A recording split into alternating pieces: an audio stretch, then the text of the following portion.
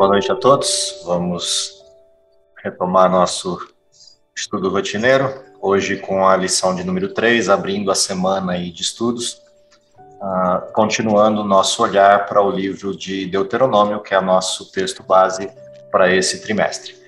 Na lição que passamos, a lição da semana que se passou, a gente se concentrou no olhar da história de Deuteronômio a partir da perspectiva da vinculação com a história de Moisés, que lições a gente aprendia a partir da história de Moisés. Continuando ainda nessa fase introdutória do livro, o foco de hoje é a questão da aliança.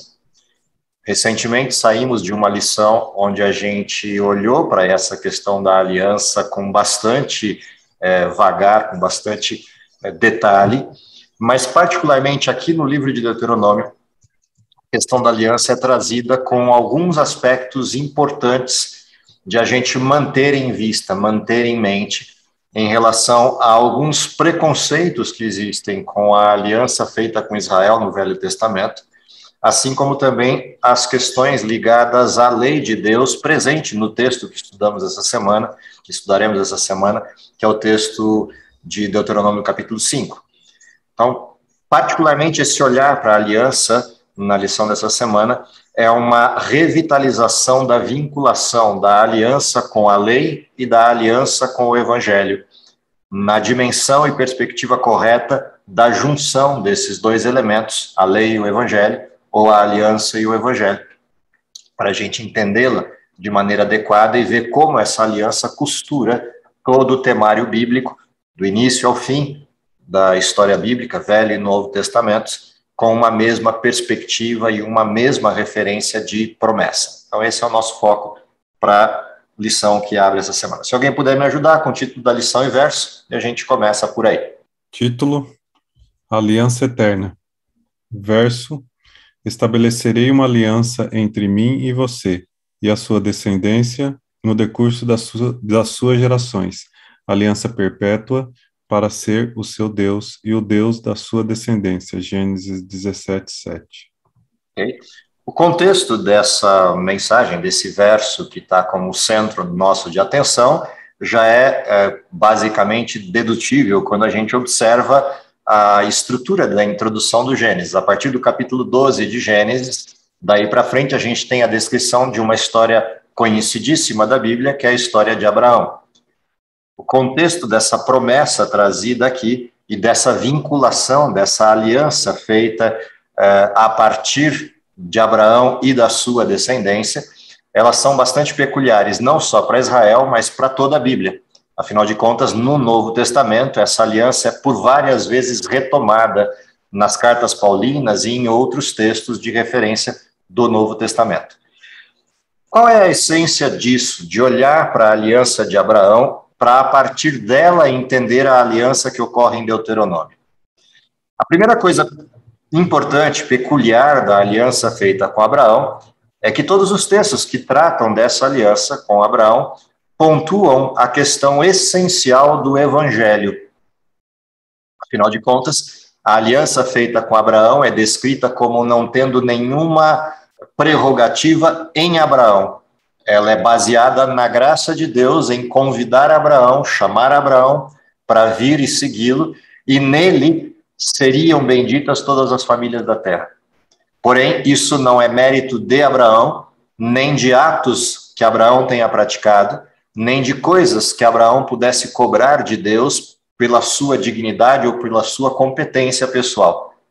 Ao contrário disso, tudo foi dado por Deus de maneira unilateral, no sentido da graça de Deus, para Abraão, e a crença de Abraão foi a base dessa resultante da aliança, que é a salvação e a bendição para toda a sua descendência. Portanto, a base da aliança em Abraão, e por isso é interessante começar por ele, o estudo dessa semana, a base da aliança com Abraão é a fé. E a fé é imputada a Abraão como justiça. Ela é trazida à tona como uma representação direta de justiça que é colocada sobre Abraão. Portanto, ele foi justificado por fé. E isso tem uma razão. qualquer outra forma, Abraão teria direito de cobrar Deus de algum tipo de débito, de algum tipo de crédito que ele tivesse em Deus, e essa cobrança que ele fizesse a Deus resultaria em que ele seria o merecedor daquilo que foi entregue a ele, ainda que por graça, ele seria merecedor de tudo isso. Bom, dentro desse contexto, a gente tem um problema, a gente tem uma questão por trás de toda essa cena. Se a base da aliança é a fé, na estrutura de Abraão, e a vinculação da aliança com o evangelho se faz por essa referência de fé, então temos uma questão importante aqui. Qual é o papel da lei neste contexto? Uma outra coisa interessante na apresentação inicial desse olhar para a bênção de Abraão é a gente entender que o conceito de evangelho, a forma como a Bíblia descreve o evangelho, a maneira como a Bíblia apresenta o evangelho, traz para a gente uma perspectiva da salvação, porque o evangelho está normalmente conectado na nossa mente com a pessoa de Cristo e a cruz. Essa conexão da aliança com o evangelho coloca a cruz no centro da aliança. E, de novo, a pergunta é: qual é o papel da lei no meio desse contexto todo? A primeira coisa interessante de observar isso é que a cruz, que está na base do evangelho e, consequentemente, que está na base da fé, a cruz, que aparece aqui como referência, ela traz para a gente a perspectiva de que a lei exige, diante da atitude das criaturas, uma resposta. A lei exige obediência. A ausência de obediência resulta pecado. E o salário do pecado é morte. O dom gratuito de Deus é vida, e a vida se faz a partir do cordeiro morto na cruz. Portanto, a cruz é a referência da vigência da lei. Caso contrário, ela não seria necessária. A cruz é a demonstração clara de que a lei não afaga o pecado, a lei não apaga o pecado, antes o revitaliza. E traz à tona a essência do pecado para demonstrar a necessidade da graça. Porque sem ela, o pecador está morto. Portanto, há uma conexão direta entre a aliança e o evangelho, entre a aliança e a lei, que evidencia a necessidade do evangelho. Se eu retiro a lei, o evangelho perde a força. Aliás, perde a necessidade. Se eu retiro o evangelho, só resta a morte resultante da lei. Portanto, ou as duas coisas estão dentro da aliança, ou a aliança é uma ficção. É assim que começa esse debate sobre a aliança de característica eterna na lição dessa semana. Uma outra coisa interessante de observar essa questão da eternidade da aliança é que a eternidade da aliança está baseada na própria afirmação da aliança. Ela é um pacto perpétuo, mas ela também é um pacto perpétuo baseado num evangelho que é eterno. E se o evangelho está dentro da aliança, a gente pode estabelecer uma conexão direta. A aliança é o evangelho e o evangelho é a aliança enquanto essência bilateral. Se o evangelho foi anunciado antes da eternidade, a base da aliança é eterna. Portanto, a aliança também é.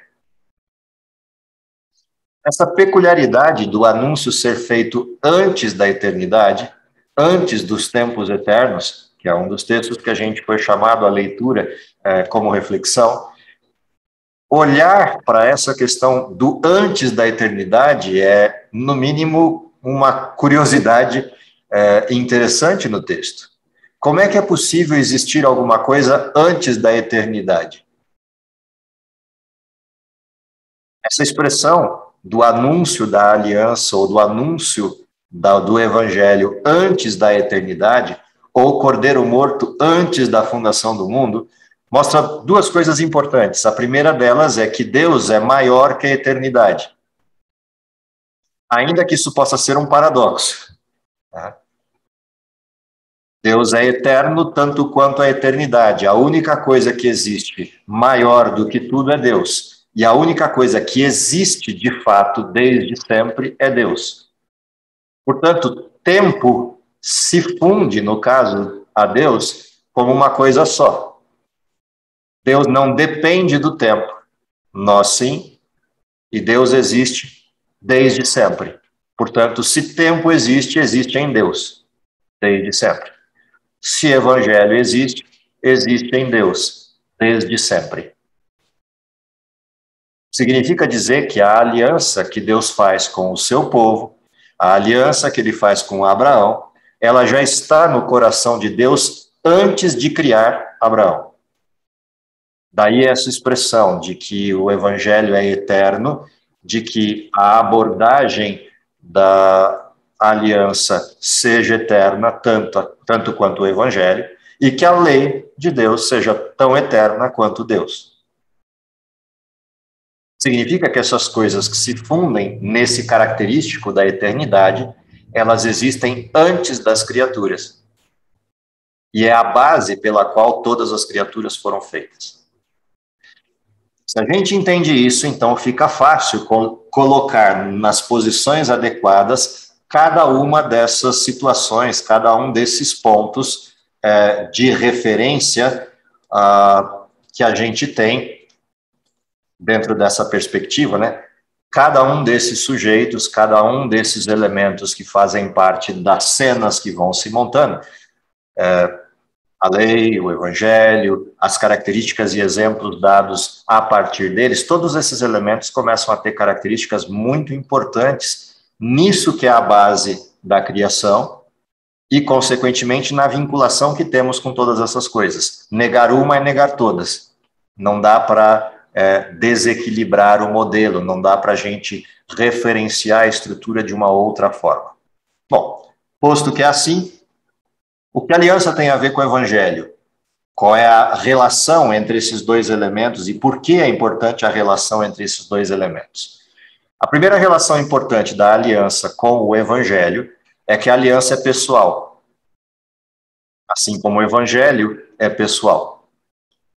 A aliança está vinculada a alguém que entrega a outro, por derivação, por herança, por eleição, por simples graça, entrega a outro uma benesse na proposta de um pacto que tem como base o sujeito que faz o pacto e não aquele que o recebe.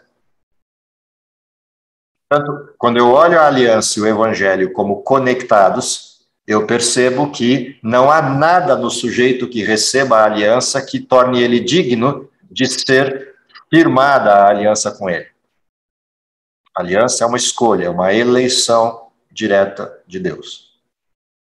Foi assim com Abraão, foi assim com Noé, foi assim com Adão, foi assim com os descendentes de Abraão e é assim conosco. A aliança continua sendo um ato deliberativo, direto de Deus, sem nenhuma intervenção e necessidade de intervenção humana.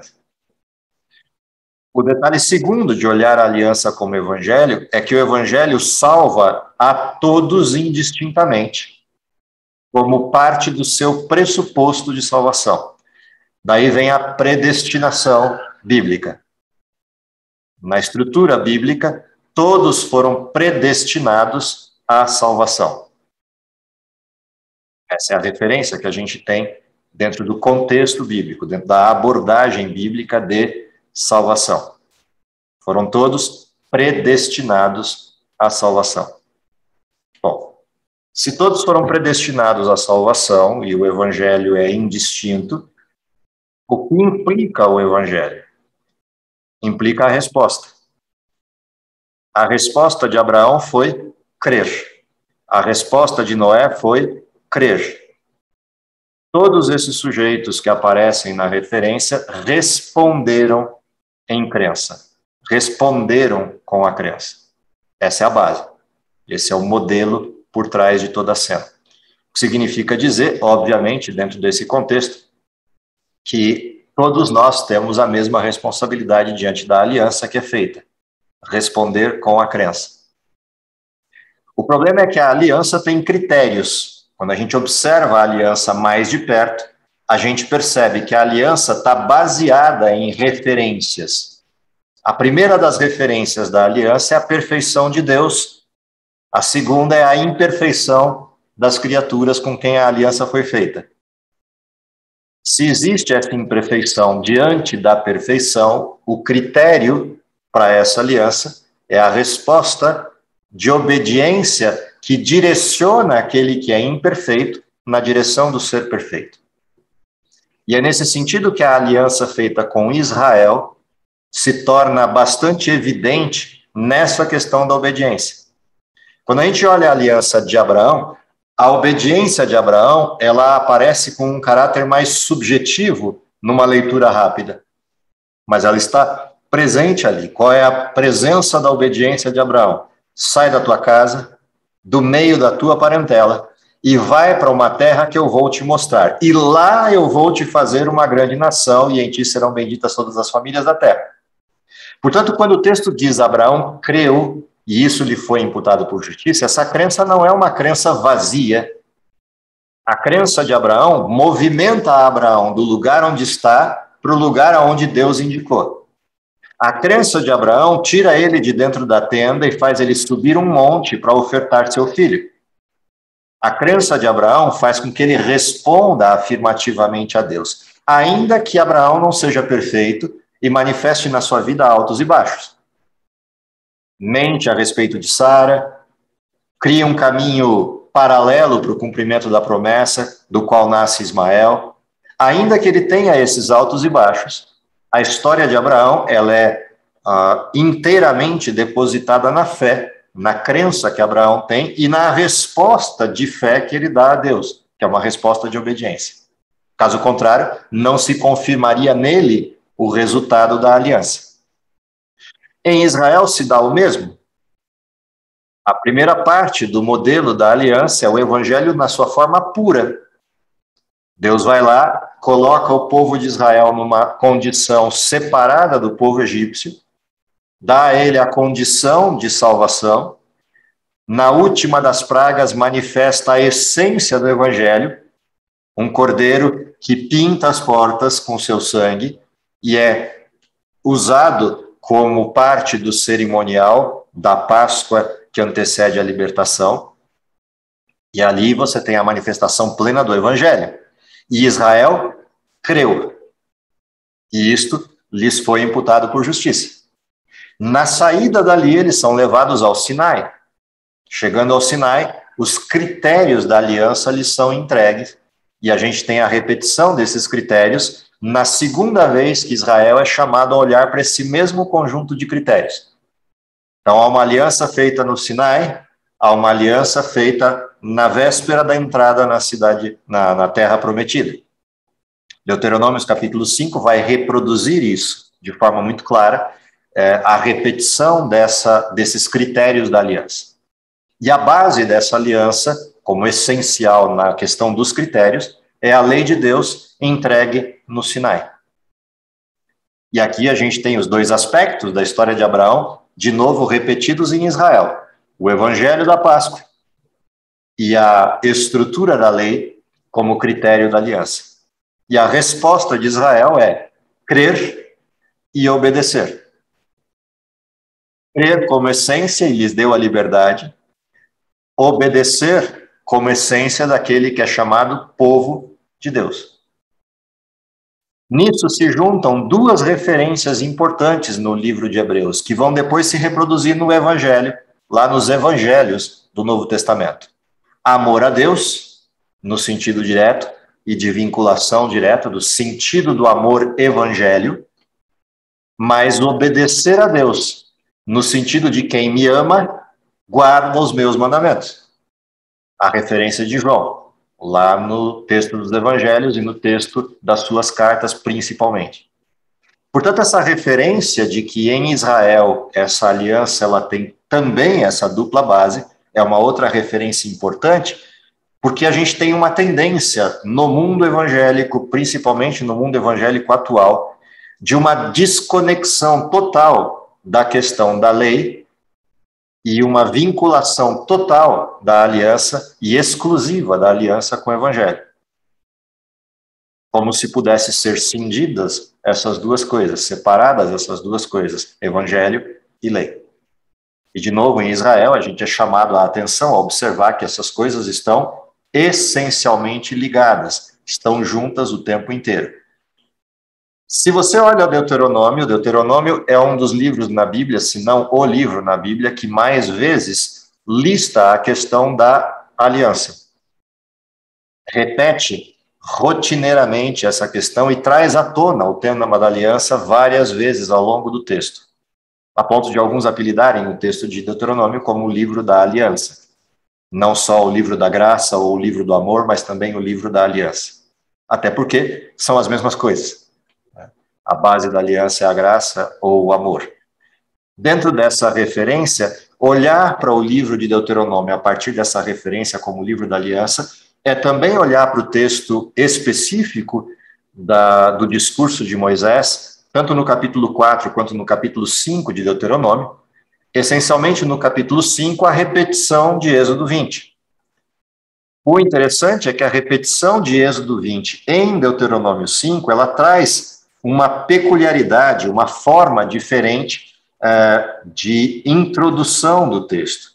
E essa forma diferente de introdução do texto, referenciando a repetição da aliança, ou referenciando a estrutura da aliança, traz alguns elementos que vale a pena a gente observar com atenção. Por exemplo, se a gente olhar a introdução do capítulo 5, ele vai pontuar assim: chamou Moisés a todo Israel e disse: ouvi, Israel, os estatutos e juízos que hoje vos falo aos ouvidos, para que aprendais e cuideis em cumprirdes. O Senhor vosso Deus fez aliança conosco em Horebe. Não foi com os nossos pais que fez o Senhor essa aliança, e sim conosco, todos os que hoje aqui estamos vivos. Face a face falou o Senhor conosco no monte no meio do fogo. Nesse tempo, eu estava em pé entre o Senhor e vós, para vos notificar a palavra do Senhor, porque temestes o fogo e não subistes ao monte, dizendo: eu sou o Senhor teu Deus que te tirei do Egito, da casa da tua servidão. E aí vem a lista dos mandamentos. Por que é interessante essa introdução? Porque seria mais natural Moisés chegar para aquele povo e dizer: essa é a aliança que Deus fez com os nossos pais, o que seria verdadeiro. Mas ele não faz isso. Ele transporta aquela aliança para o agora e diz: essa aliança é repetida conosco. Ela é refeita conosco. Também foi feita com eles, mas ela foi refeita conosco. Por que é interessante observar isso? Porque nas outras referências bíblicas isso também vai ocorrer. Quando Jesus vem ao mundo, na forma humana, a gente vai ver uma transição na reprodução de uma aliança. Se você for a Daniel, capítulo 9, você vai encontrar lá no texto de Daniel, capítulo 9, que na última semana faria uma aliança com muitos. Na metade da semana faria cessar os sacrifícios, as ofertas de manjares, etc. Uma indicação direta da morte do ungido ou do Messias. E ao término da semana, a gente tem uma renovação desse modelo da aliança, na expressão de que essa aliança agora vai aos gentios. E João faz questão de reproduzir isso no capítulo 1 de João, quando diz que veio para os seus não o receberam, então deu poder de serem chamados filhos de Deus, todos aqueles que creiam no seu nome. Olha a aliança de novo. A base da aliança é: creiam no seu nome. Qual é o critério da aliança? Você sabe que o Novo Testamento reproduz exatamente a mesma coisa que estamos lendo aqui. Deus fez uma aliança com os pais no passado, fez uma aliança com Israel no passado, fez uma aliança com os judeus por uma semana, não aceitaram. E ele mantém essa aliança agora com todos os que venham a crer no seu nome. Abraão creu, e isso lhe foi imputado por justiça. Você vai a Romanos, capítulo 5, que diz lá: justificados, pois, mediante a fé, temos paz com Deus. Quem é que produz essa justificação? Por meio de nosso Senhor Jesus Cristo, é o desenho. Portanto, todo aquele que creu.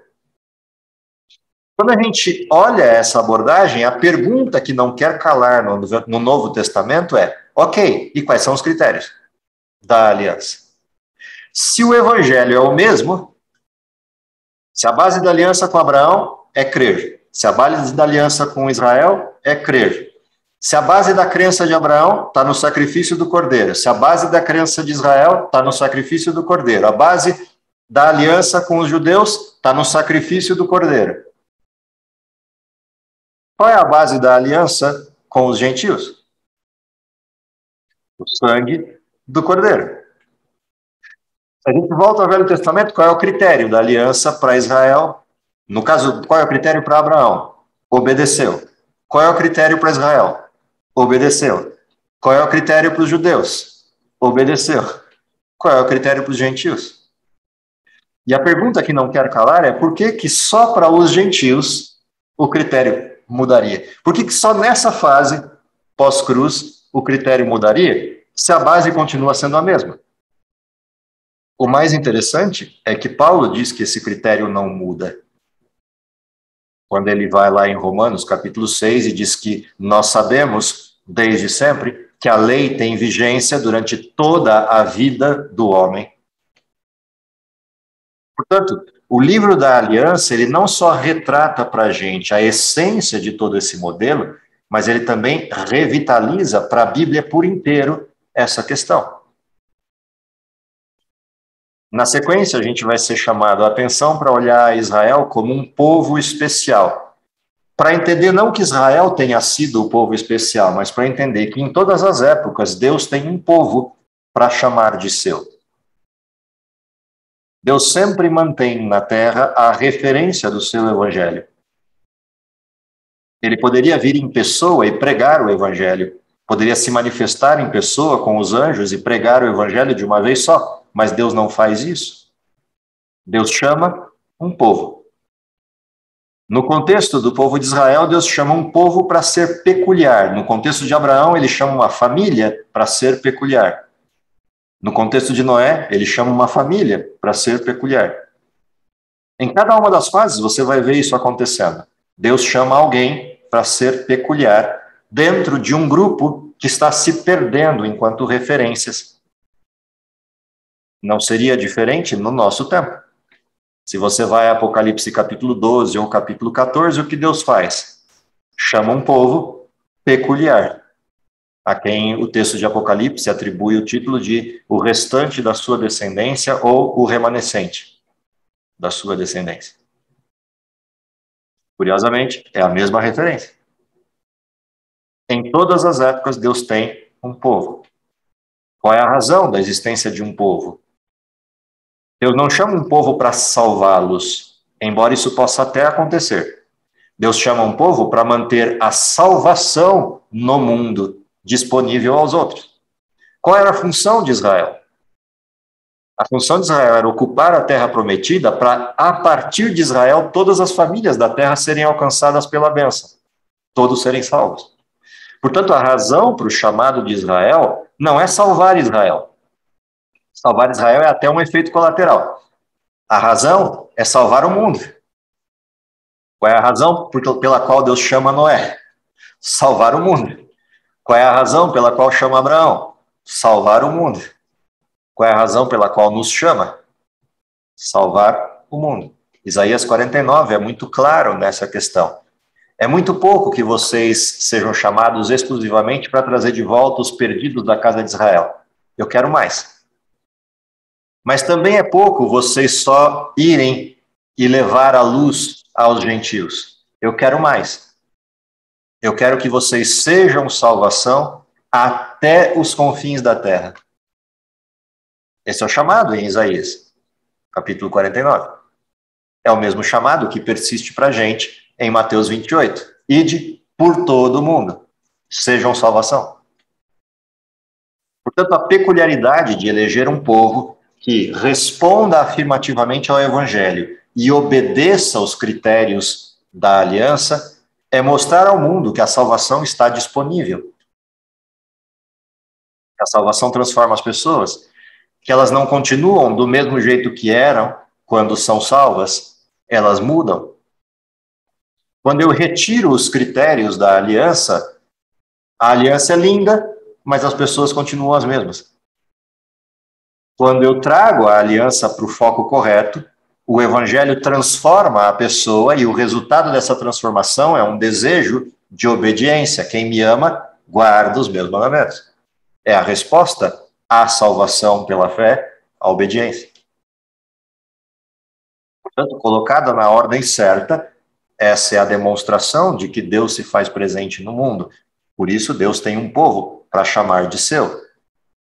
Por fim, a gente ainda tem algumas metáforas interessantes que o mesmo texto de Deuteronômio vai trazer à tona, exemplificando não só a questão do evangelho como eterno e a base dele, a questão do amor e a questão da lei, mas há outros elementos, além do Deus como legislador e do Deus como redentor de amor, ou como aquele que morre pelos seus filhos. Há uma referência, por exemplo, em Deuteronômio, que traz para a gente dois aspectos familiares dentro do contexto da descrição da graça e da descrição da aliança. Um desses aspectos exalta esse Deus na qualidade de pai. E essa estrutura de paternidade traz como referência, a gente vai ver isso lá nas abordagens de Deuteronômio 8, 14, 32 e os versos 18 a 20, você tem uma referência explícita que traz à tona essa questão de família, essa questão de vinculação de Deus com os seus filhos.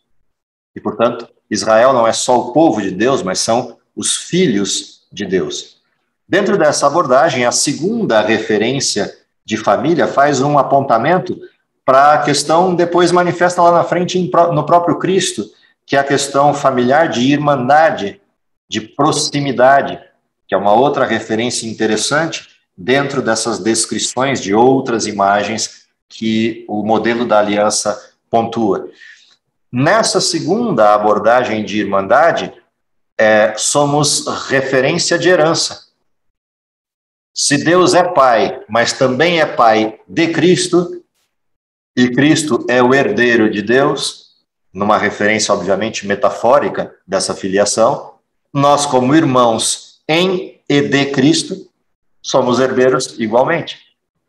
Deus não só nos dá a herança, como nos faz a herança. E essa é uma outra referência curiosa do livro de Deuteronômio, tanto no capítulo 4 quanto no capítulo 32. E isso nos coloca lá no texto dos evangelhos, por exemplo, no evangelho de João, como herdeiros. Herdeiros da mesma promessa. Éramos nada, estávamos mortos, e agora, pela fé, por crermos, somos feitos herança, somos feitos herdeiros desse Deus, herdeiros desse reino. Portanto, todas essas simbologias, na realidade, elas sustentam a base do que significa essa aliança, o que Deus pretende com ela. E é interessante porque a aliança, no contexto de Israel, é um contraponto com o que se fazia nos reinos vizinhos de Israel. Era comum você ter reinos fazendo aliança entre si, estabelecendo pactos para guerras, para conquistas, para terras e etc. E agora vem Deus e usa essa mesma figura para estabelecer com Israel um contrato. Curiosamente, esse contrato está vinculado a uma terra, a terra prometida. E esse contrato está vinculado à existência com este rei, os critérios e a base do seu reino. No mesmo contexto das alianças dos povos da época de Israel, com uma diferença. A aliança dos povos da época de Israel estava baseada em critérios humanos, em vinculações humanas. A aliança do caso de Israel está baseada em uma vinculação divina. A aliança dos povos do tempo de Israel, ela é temporária, presa à dinamicidade das emoções humanas, e mais do que isso, é uma aliança bilateral. A aliança com Deus é uma aliança unilateral. Não depende daquele que recebe o pacto, apenas aquele que fornece o pacto é a base da própria aliança. A resposta de quem recebe a aliança é aceitar ou não, obedecer ou não. Mas ele não tem nada que possa fazer pela aliança. A aliança é uma concessão de benesse integral de Deus. A lição termina com um pensamento interessante para a gente refletir. Está nos comentários de Ellen White, do Comentário Bíblico Adventista, e o texto diz assim: o espírito de escravidão é gerado por se procurar viver de acordo com a religião legal, pelo esforço de cumprir as reivindicações da lei em nossa própria força. Há esperança para nós apenas ao nos colocarmos sob a aliança abraânica, que é a aliança da graça pela fé em Cristo. O evangelho pregado a Abraão, por meio do qual ele teve esperança, foi o mesmo que é pregado a nós hoje, por meio do qual temos esperança. Abraão olhou para Jesus, que é o autor e consumador da nossa fé. E o texto ainda continua com uma outra reflexão. Antes que os fundamentos da terra fossem lançados, o Pai e o Filho se uniram em aliança para redimir o ser humano, caso ele fosse vencido por Satanás. Deram as mãos em um solene compromisso de que Cristo se tornaria o fiador da humanidade. Esse compromisso foi cumprido por Jesus, quando sobre a cruz ele soltou o brado: está consumado. Estava se dirigindo ao Pai. O pacto foi plenamente satisfeito e agora ele declarou: Pai, está feito, está consumado. Fiz, ó meu Deus, a tua vontade, concluí a obra da redenção.